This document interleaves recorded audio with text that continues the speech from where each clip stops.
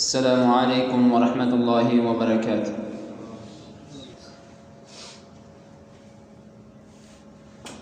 تمام قسم کی تعریفات، تحمیدات اللہ رب العزت کے لیے جو اس کل کائنات کا خالق و مالک ہے،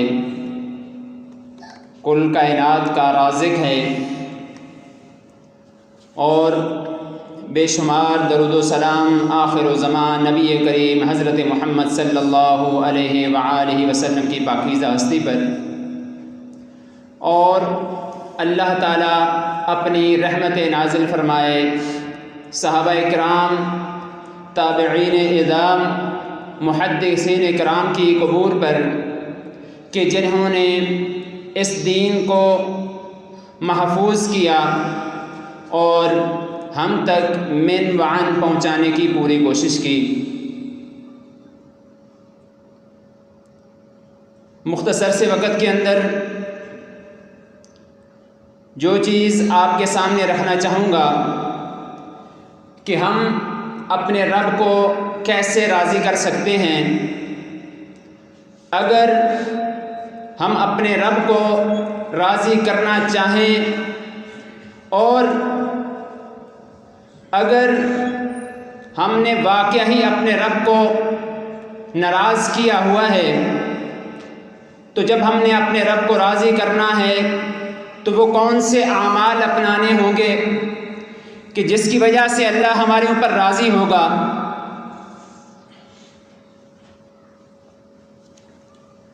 اگر ہم اپنے حال احوال کی طرف دیکھیں تو بڑا ہی عجیب سا محسوس کرتے ہیں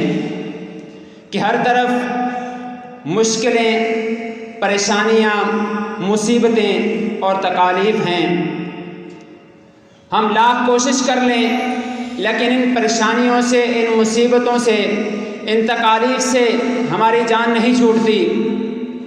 اور یہ پریشانیاں، یہ مصیبتیں، یہ آزمائشیں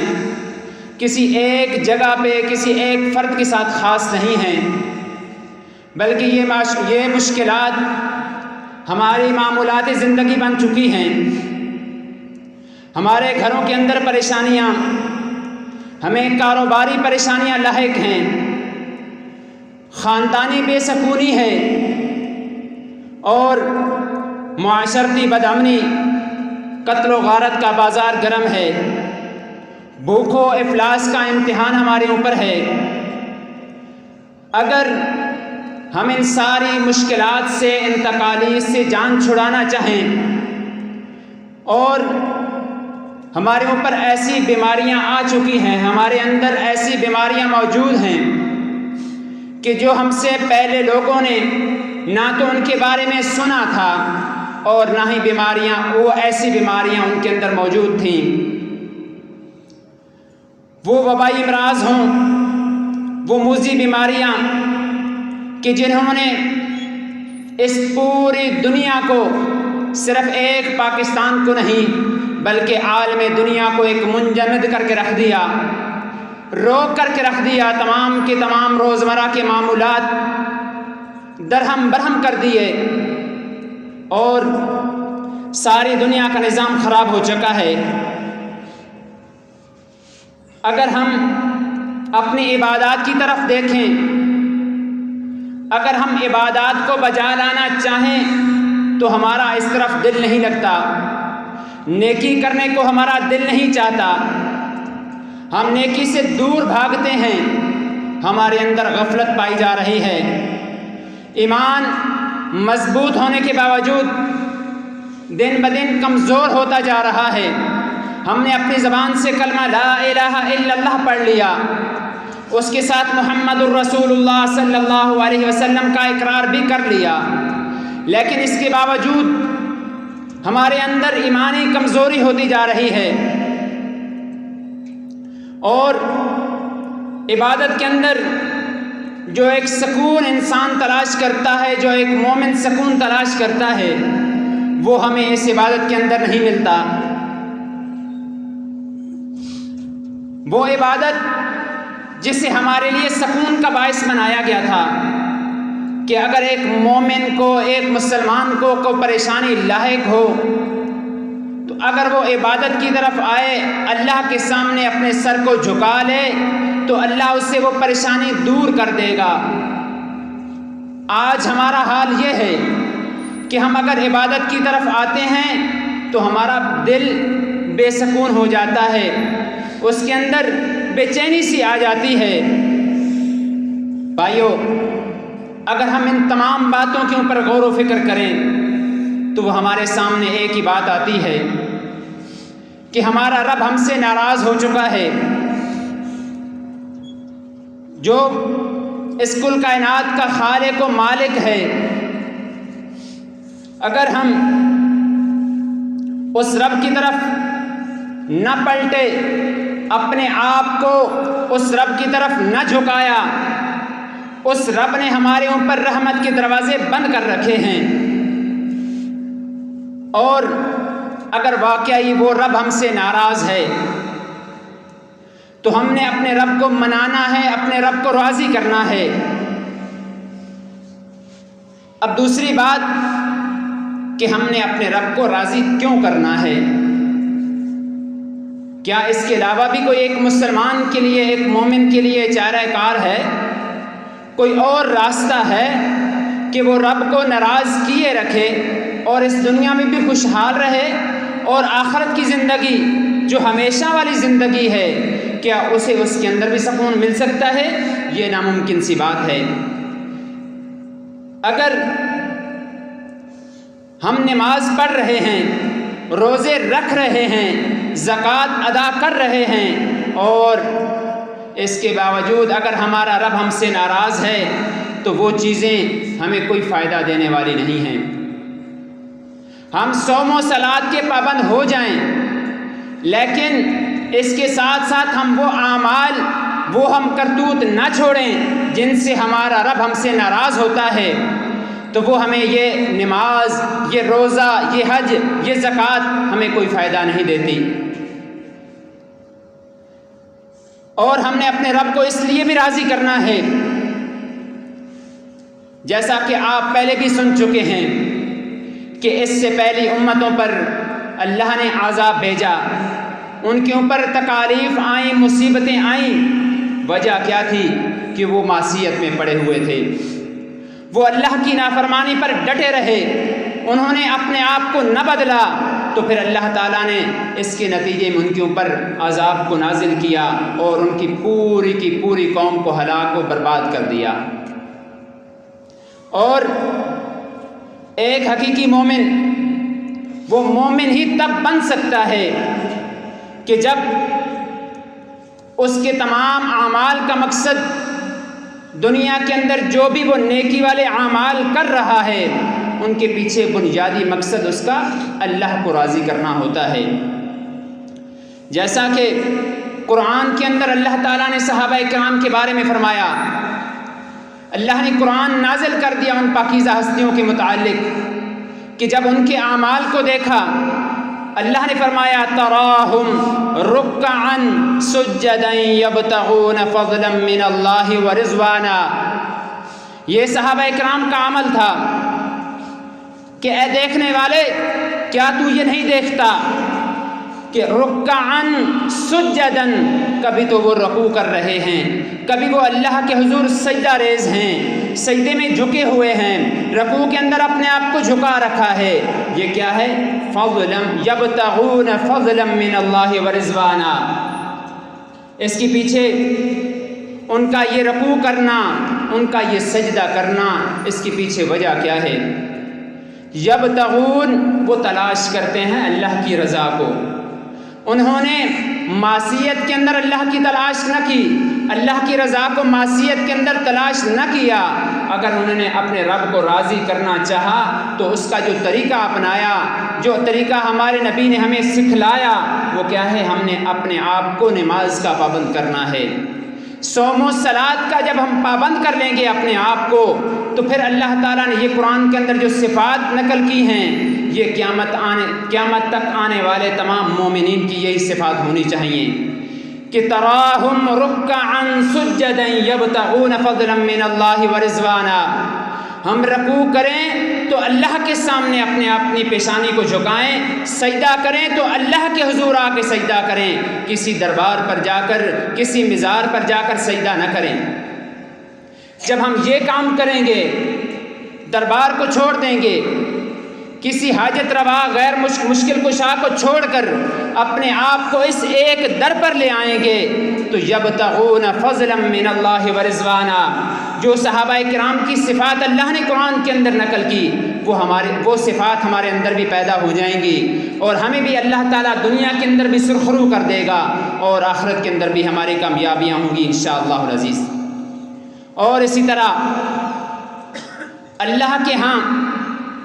اس دنیا میں بھی اور قیامت کے دن بھی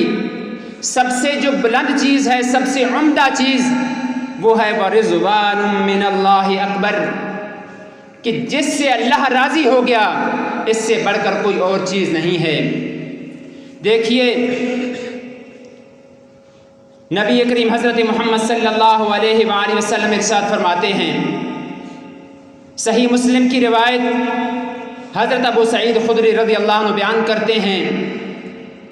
کہ ان اللہ یقول لأہل الجنہ، دیکھیے یہ ہے خوش بختی کہ انسان خوش نصیب خوش بخت ہو گیا وہ انسان جو جنت میں جا چکا۔ اب مومن بندہ مومن جس نے دنیا کے اندر اپنی زندگی کو سنت کے مطابق گزارا، اللہ کے احکامات کے مطابق اپنی زندگی کو گزار لیا اور پوری زندگی نیکی والے اعمال کرتا رہا، اپنے آپ کو برائی سے بچاتا رہا، تو اب جب جنت میں داخل ہو چکا تو پھر اللہ تعالیٰ قیامت کے دن یہ اعلان کریں گے یا اہل الجنہ، کہ اے جنتیو، آگے جنتی جواب دے رہے ہیں کہ لبیک ربنا وسعدیک والخیر فی یدیک، کہ اے اللہ ہم حاضر ہیں، ہم تیرے سامنے موجود ہیں۔ تو اللہ تعالیٰ ان بندوں سے، ان مومنین سے یہ سوال کرے گا حل رضیتم، جنت میں داخلے کے بعد اللہ تعالیٰ ان مومنین سے یہ سوال کر رہے ہیں کہ حل رضیتم، کیا تم راضی ہو چکے ہو؟ تو جواب میں کیا کہیں گے؟ وما لنا لا نرضى، کہ اے ہمارے رب ہمیں اس سے بڑی نعمت اور کیا مل سکتی ہے، ہم راضی کیوں نہ ہوں، تو نے ہمیں جنت میں داخل کر دیا۔ تو اس کے بعد اللہ جواب دے گا کہ نہیں، اس سے بڑی رضا یہ ہے کہ آج کے دن میں تمہارے اوپر راضی ہوں، آج کے بعد کبھی میں تمہارے اوپر ناراض نہیں ہوں گا۔ یہ جنتیوں کو جنت میں داخلے کے بعد سب سے بڑی بشارت مل رہی ہے، یہ سب سے افضل چیز ہے، سب سے عمدہ چیز ہے۔ اب ہم اگر غور و فکر کریں کہ اگر واقعی ہم اپنے رب کو راضی کرنا چاہتے ہیں تو وہ کون سے اعمال اپنانا ہوں گے جس سے ہمارا رب ہمارے اوپر راضی ہو جاتا ہے۔ سب سے پہلی چیز کہ جب ایک انسان عقیدہ توحید کی پاسداری کرتا ہے، جب اس نے اپنی زبان سے یہ اقرار کر لیا لا الہ الا اللہ محمد الرسول اللہ، اب صرف زبانی دعویٰ، زبان سے یہ کلمہ لا الہ الا اللہ کہنا کافی نہیں ہے، عقیدہ توحید اس نے پاسداری بھی کرنی ہے۔ جیسا کہ سیدنا ابو ہریرہ رضی اللہ عنہ بیان کرتے ہیں کہ نبی کریم حضرت محمد صلی اللہ علیہ وآلہ وسلم نے فرمایا ان اللہ یرضی لکم ثلاثا ویرضہ لکم ثلاثا، کہ اللہ تعالیٰ نے تمہارے لیے 3 چیزوں کو پسند کیا اور 3 چیزوں کو ناپسند کیا۔ اب وہ 3 چیزیں جو اللہ نے ہمارے لیے پسند کی ہیں وہ کیا ہے کہ ان تعبدوہ، پہلی کیا چیز کہ جب ہم یہ اقرار کرتے ہیں کہ ہم عبادت کریں گے تو اللہ ہی کی کریں گے، اب جب عبادت کی ڈیمانڈ آئی ہے، جب اللہ نے حکم دیا ہے کہ عبادت کرو، 5 وقت کی نماز ادا کرو، جب اللہ نے یہ حکم دے دیا تو اس کے بعد کیا ہے، ہم نے اس حکم کو بجا لانا ہے کہ ان تعبدوہ، ہم نے جب عبادت کرنی ہے تو اس اللہ ہی کی کرنی ہے۔ ولا تشرکوا بہ شیئا۔ دوسری کیا چیز جس سے ہمارا رب ہم سے راضی ہوگا کہ ولا تشرکوا بہ شیئا، ہم نے اپنے جبین کو، اپنے چہرے کو جھکانا ہے، کو اللہ کے سامنے جھکانا ہے، کسی اور در پر نہیں جانا۔ اگر ہمیں اللہ وافر مقدار میں مال عطا کرتا ہے، اب مال عطا ہونے کے بعد ہم کسی غیرے کے دربار پر نہیں جا سکتے۔ اگر ہمارے اوپر کوئی تکلیف آتی ہے، پریشانی آتی ہے، مصیبت آتی ہے، تو اس مصیبت کے لمحے میں بھی اگر ہم سے مال چھن جاتا ہے، ہمارا کوئی نقصان ہو جاتا ہے، تو تب بھی ہم نے لوٹنا ہے تو اللہ ہی کی طرف، کیونکہ جب عطا کرنے والا وہ ہے تو ہو سکتا ہے اس کی طرف سے کوئی آزمائش ہو ہمارے اوپر۔ جب ہم نے اپنے آپ کو اس کے در پر لے آنا ہے اور ہم نے اپنی غلطیوں کا اعتراف کر لینا ہے، تو پھر اللہ تعالی ہماری اس غلطی کو ضرور سدھار دے گا، اللہ تعالی ہمیں معاف کر دے گا، اور وہ جو تکلیف اور آزمائش اور مصیبت ہمارے اوپر نازل ہوئی ہے وہ اسے اللہ تعالی ہم سے دور کر دے گا۔ کہ سب سے پہلی چیز کہ ہم نے اگر عبادت کرنی ہے تو اللہ ہی کی کرنی ہے، اور جب ہم نے عبادت کر لی تو ولا تشرکوا بہ شیئا، اللہ کے ساتھ کسی کو شریک بھی نہیں ٹھہرانا۔ وَأَن تَعْتَصِمُوا بِحَبْلِ اللَّهِ جَمِيعًا وَلَا تَفَرَّقُوا، ہم نے فرقہ بازی کے اندر نہیں جانا۔ جب ہمارے سامنے رکھا جاتا ہے، جب ہمیں بتلا دیا جاتا ہے کہ یہ قرآن ہے، قرآن یہ کہہ رہا ہے، تو ہم نے اس کو اپنانا ہوگا، ہمیں اس کو ماننا ہوگا، جہاں تک ہو سکتا ہے ہم نے اپنے آپ کو اس کے متبع کرنا ہوگا۔ اور جب ہمیں بتلا دیا جاتا ہے کہ یہ حدیث ہے تو ہمیں حدیث کے مطابق اپنی زندگی کو ڈھالنا ہوگا، اسی میں ہماری کامیابی ہے۔ ولا تفرقوا، اختلاف کے اندر، فتنہ بازی کے اندر ہم نے اپنے آپ کو مبتلا نہیں کرنا، یہی ہماری کامیابی ہے۔ اور یہی اعمال جب ہم کر لیں گے، دنیا کے اندر بھی اللہ تعالی ہمیں کامیاب کرے گا اور آخرت کے اندر بھی اللہ تعالی ہمیں کامیابیوں سے نوازے گا۔ اور وَيَكْرَهُ لَكُمْ ثَلَاث، تین چیزیں جو ہمارے لیے ناپسند کی گئی ہیں، اس میں پہلی چیز کہ کیل وکال، زیادہ فضول یاوہ گوئی، فضول باتیں کرنے سے ہمیں منع کیا گیا ہے کہ ایک انسان فضول میں ایسے ہی بولتا جا رہا ہے۔ اور دوسری وکثرت السؤال، زیادہ سوالات کرنے سے۔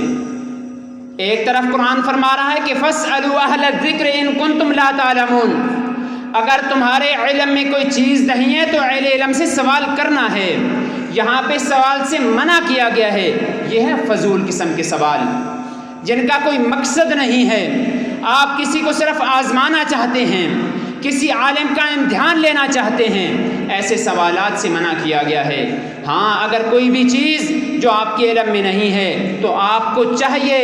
یہ نہیں کہ آپ نے دیکھا دیکھی اپنی زندگی گزار دی، جیسے ہمارے بزرگوں نے کیا ہم بھی ویسے ہی کرتے جا رہے ہیں، یہ غلط بات ہے۔ جب قرآن کہتا ہے کہ فاسألوا اہل الذکر ان کنتم لا تعلمون، جو چیز آپ کی سمجھ میں نہ آئے آپ نے اہل علم سے سوال کرنا ہے۔ ہر کسی داڑھی والے سے سوال نہیں کر لینا۔ ہر ایک بندہ جس نے داڑھی رکھی ہوئی ہے وہ مفتی تو بن جاتا ہے، فتویٰ تو دے دے گا، لیکن اگر آپ اس سے حوالہ پوچھیں گے کہ یہ بات آپ جو کہہ رہے ہیں اس کی دلیل کیا ہے، تو وہ اس پر خاموش ہو جائے گا۔ آپ نے اگر سوال کرنا ہے تو قرآن کے متعلق قرآن نے جو حکم دیا ہے کہ فاسألوا اہل الذکر، اہل ذکر سے، اہل علم سے، علماء سے جب آپ سوال کریں گے تو آپ کی رہنمائی صحیح ہوگی، جنت کی طرف آپ کی رہنمائی ہوگی انشاءاللہ العزیز۔ دنیا میں بھی آپ کے لیے آسانیاں ہوں گی اور آخرت کے اندر بھی اللہ تعالیٰ آپ کو کامیابیوں سے نوازے گا۔ اور تیسری چیز جو ہمارے لیے ناپسند کی گئی ہے کہ وَإِضَاعَةِ الْمَالِ، مال کو ضائع کرنے سے۔ قرآن نے حکم دیا کہ جس کے پاس مال ہے وہ اس میں سے صدقہ و خیرات کرے، اللہ کے راستے میں خرچ کرے، لیکن فضول قسم کی رسومات کے اندر اس مال کو ضائع کرنا، اس چیز سے اللہ کے نبی نے حضرت محمد صلی اللہ علیہ وآلہ وسلم نے منع فرما دیا۔ تو سب سے پہلی چیز کہ جو ہم اپنا کر اپنے رب کو راضی کر سکتے ہیں کہ ہم نے عقیدہ توحید کو اپنانا ہے، پھر اس کی پاسداری بھی کرنی ہے۔ اور دوسری چیز کہ شکر الہی کو، جو کچھ اللہ نے ہمیں دے رکھا ہے اس پر اللہ نے اس پر ہم نے اللہ کا شکر ادا کرنا ہے، کیونکہ کیا اللہ تعالیٰ خود ارشاد فرما رہے ہیں کہ وَإِن تَشْكُرُوا يَرْضَهُ لَكُمْ، اگر تم شکر کو بجا لاؤ گے تو اللہ تم سے راضی ہو جائے گا۔ اب ایک انسان، اس کو اللہ تعالیٰ نے صحت کی نعمت سے نوازا ہوا ہے، بے شک اس کے پاس زیادہ مال و دولت نہیں ہے، لیکن جب وہ ایک انسان اپنے سے زیادہ مالدار آدمی کو دیکھے گا تو اس کی زبان کے اوپر ناشکری والے کلمات آئیں گے، جیسا کہ حدیث کے اندر آپ علیہ السلام نے منع فرمایا کہ اگر آپ نے کوئی دیکھنا ہے انظروا الی من هو اسفل منکم، ہمیشہ اپنے سے کم تر دیکھو، ولا تنظروا الی من هو فوقکم، جو آپ سے زیادہ مالدار ہے، دنیاوی لحاظ سے، دینی لحاظ سے بات نہیں کر رہا، دنیا کی لحاظ سے اگر کوئی مرتبے والا ہے، شان و شوکت والا ہے، مال و دولت والا ہے، جب اگر آپ اس کی طرف دیکھیں گے تو آپ اپنے رب کی ناشکری کریں گے۔ اگر آپ نے دین کے لحاظ سے دیکھنا ہے تو دین کے لحاظ سے ہمیشہ اپنے سے اوپر والے کو دیکھیں کہ یار میں تو 4 نمازیں ادا کرتا ہوں، وہ ایسا بندہ ہے جو 5 نمازیں وقت پر ادا کرتا ہے، مجھے بھی اس کے مطابق اپنی زندگی کو بنانا چاہیے۔ ایک انسان جس کو اللہ تعالیٰ نے مال و دولت سے نوازا ہوا ہے، وہ دوسرے آدمی کو دیکھتا ہے جو صدقہ و خیرات کرتا ہے، نیکی کے کاموں میں خرچ کرتا ہے، تو ایک انسان جس کے پاس مال و دولت ہے اس کے دل کے اندر بھی یہ لالچ ہونی چاہیے کہ وہ بھی اللہ تعالیٰ نے جب اس سے نواز رکھا ہے تو وہ بھی اللہ کے راستے میں خرچ کرے۔ اس چیز میں ہم حرص کر سکتے ہیں، لالچ کر سکتے ہیں، لیکن وَلَا تَنظُرُوا إِلَىٰ مَنْ هُوَ فَوْقَكُمْ، جہاں پہ جو منع کیا گیا ہے کہ اپنے سے اوپر والے کو نہیں دیکھنا، یہ دنیاوی لحاظ سے ہے کہ ایک انسان کو اگر اللہ نے 2-4 گاڑیوں سے نواز رکھا ہے، آپ کے پاس ایک گاڑی ہے، تو جب آپ اس اوپر والے کو دیکھیں گے، زیادہ مال و دولت والے کو دیکھیں گے تو اپنے رب کا ناشکرے ہوں گے، آپ کی زبان پر ناشکری والے کلمات ہوں گے۔ تو اس سے منع کیا گیا ہے کہ اگر آپ نے دیکھنا ہے تو اپنے سے نیچے والے کو دیکھیں، کہ اللہ تعالیٰ نے آپ کو صحت سے نوازا ہے، جیسا کہ نبی کریم حضرت محمد صلی اللہ علیہ وآلہ وسلم نے ارشاد فرمایا کہ 5 چیزوں سے پہلے غنیمت جانیے کہ ایک انسان کو اللہ تعالیٰ نے جوانی سے نوازا ہے، اب جوانی کو بڑھاپے سے پہلے غنیمت جانیے۔ اب جوانی کے اندر جو عبادت کر سکتے ہو وہ بڑھاپے میں آپ عبادت نہیں کر سکتے۔ دوسری چیز کہ اگر اللہ تعالیٰ نے آپ کو صحت سے نوازا ہوا ہے تو بیماری آنے سے پہلے اس صحت کو اس کام میں لے آئیے، نیکی کی طرف لگا لیجئے۔ اور تیسری چیز کہ اللہ تعالیٰ نے جب اگر آپ کو مال و دولت سے نوازا ہوا ہے، اب اگر آپ کے پاس روپیہ پیسہ ہے تو اللہ کے راستے میں خرچ کیجئے، یہ نہیں کہ اب میرے پاس زیادہ اکٹھا ہوگا پھر میں خرچ کروں گا۔ جتنا ہے آپ اگر 100 کما رہے ہیں اس میں سے 5 دے دیں، 1000 کما رہے ہیں اس میں سے 50 دے دیں، بے شک آپ اپنی شرح جو بھی بنانی ہے وہ بنا لیں، لیکن جب آپ یہ کام کریں گے تو جب آپ کے پاس زیادہ مال و دولت ہوگی تو آپ اللہ کے راستے میں زیادہ خرچ کرنے والے بھی ہوں گے۔ یہ تیسری چیز کہ اگر آپ کے پاس اب مال و دولت ہے تو فقیری آنے سے پہلے اس مال و دولت کو اللہ کے راہ میں خرچ کیجئے۔ آپ کے سامنے واقعات بھرے پڑے ہیں کہ رات کو کروڑوں کی مالیت دکان میں چھوڑ کر آیا ہے، گھر پہنچتا ہے، رات کو خبر ملتی ہے جی پورے پلازے میں آگ لگ چکی ہے۔ اب وہ کروڑوں کا مال اس کا راکھ کا ڈھیر بن چکا ہے۔ ایک انسان اس کے پاس مال و دولت ہے، اگر اب وہ صحیح طریقے پر خرچ کر رہا ہے، اس میں اللہ کے راستے میں خرچ کر رہا ہے، تو اللہ تعالیٰ اس کے لیے آسانیاں دنیا کے اندر بھی کرے گا اور آخرت کے اندر بھی اس کے لیے آسانیاں ہوں گی۔ چوتھی چیز کہ اگر آپ کے پاس مصروفیت نہیں آئی، ابھی تک آپ کے پاس کچھ وقت ہے تو اس وقت سے فائدہ اٹھائیے، اس وقت کو عبادت میں لگا لیجئے۔ مصروفیت سے پہلے اپنی اللہ کو راضی کر لیجئے۔ اس سے پہلے جب آپ کے اوپر مصروفیت آ جائے، آپ ایسے مصروف ہو جائیں دنیا دانی کے اندر کہ آپ اللہ کی عبادت اس طریقے سے نہ کر سکیں جو اللہ نے حق مانگا ہے، جس کی اللہ نے ہم سے ڈیمانڈ کی ہے، اس کے مطابق اگر ہم جب مصروفیت کے وقت وہ وقت نہیں دے سکتے اللہ تعالیٰ کو، تو عام دنوں میں جب ہمیں اللہ نے وقت سے نوازا ہوا ہے تو اس وقت سے ہمیں فائدہ اٹھانا چاہیے۔ اور آخری چیز کہ موت سے پہلے پہلے زندگی کو غنیمت جانیے۔ جب موت آ جائے گی، فیصلہ اٹل ہو جائے گا، موت کا فرشتہ ہمارے سامنے آ جائے گا، تو تب ہماری کوئی بھی نیکی، ہماری توبہ استغفار کوئی ہمیں فائدہ نہیں دے گی۔ موت سے پہلے پہلے زندگی کے اندر ہم نے جو کرنا ہے وہ کر لیں تو اس انشاءاللہ العزیز ہماری دنیا میں کامیاب ہوگی، اور آخرت کے اندر بھی ہمیں اللہ تعالیٰ کامیابیوں سے نوازے گا۔ اور بھی کئی ایسی چیزیں ہیں کہ اگر ہم قرآن کو اپنا متبع مان لیں، قرآن کے ہم اپنے آپ کو فالوور کر لیں، جب ہم اپنی تعلیمات کے اندر ہم دوسرے علوم حاصل کرتے ہیں، دنیاوی لحاظ سے ہمیں ان سے کوئی اعتراض نہیں، بے شک آپ دنیاوی لحاظ سے زیادہ ڈگریاں حاصل کریں، لیکن اگر آپ نے قرآن کو چھوڑ دیا تو وہ دنیاوی ڈگریاں آپ کو دنیا میں تو فائدہ ہو سکتا ہے، آخرت کے اندر وہ آپ کو فائدہ دینے والی نہیں ہیں۔ اور اسی طرح اگر معمولی سا عمل، اگر ہم مسواک کو ہی لے لیں، اس کے بارے میں اللہ کے نبی حضرت محمد صلی اللہ علیہ وآلہ وسلم کیا ارشاد فرما رہے ہیں کہ السواک مطہرۃ للفم ومرضات للرب۔ چھوٹا سا عمل ہے کہ اگر ہم مسواک کر لیں ہمارے لیے فائدہ ہے، دنیا کے لحاظ سے کیا ہے کہ ہمارے منہ کی صفائی رہے گی، اللہ ہمارے لیے جو منہ کی بیماریاں ہیں وہ دور کر دے گا۔ اور دوسرا عمل کیا ہے؟ مرضات للرب،